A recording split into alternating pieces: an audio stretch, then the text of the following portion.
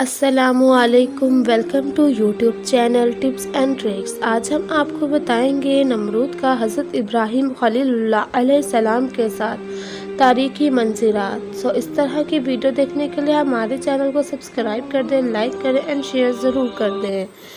یہ نمرود اور حضرت ابراہیم خلیل اللہ علیہ السلام کا منظرہ ہے جس کی روایت قرآن مجید میں مذکور ہے۔ نمرود کون تھا؟ نمرود ایک بڑا بادشاہ تھا۔ سب سے پہلے اس نے اپنے سر پر ہی تاج رکھا تھا اور خدائی کا دعویٰ کیا تھا۔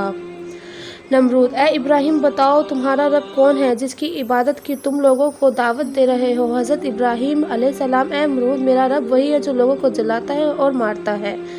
نمرود: یہ تو میں بھی کر سکتا ہوں۔ چنانچہ اسی وقت اس نے 2 قیدیوں کو جیل سے دربار میں بلوایا، اور ایک کو موت کی سزا ہو چکی تھی اور دوسرے کو رہا ہو چکا تھا۔ نمرود نے پھانسی پانے والے کو تو چھوڑ دیا اور بے قصور کو پھانسی دے دی، اور بولا، دیکھ لو کہ جو مردہ تھا میں نے اس کو جلا دیا اور جو زندہ تھا میں نے اس کو مردہ کر دیا۔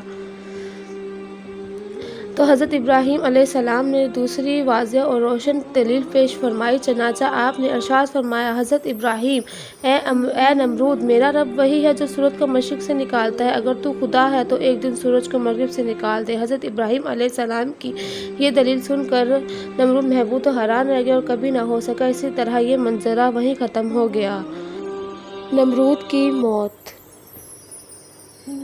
بالآخر حضرت ابراہیم علیہ السلام کی صداقت و حقانیت کا پرچم سر بلند ہو گیا، اور نمرود ایک مچھر جیسی حقیر مخلوق جو ناک کے ذریعے دماغ میں چلا گیا تھا۔ تو نمرود اپنے سر پر جوتیاں مرواتا تھا، جب جا کے اسے سکون ملتا تھا۔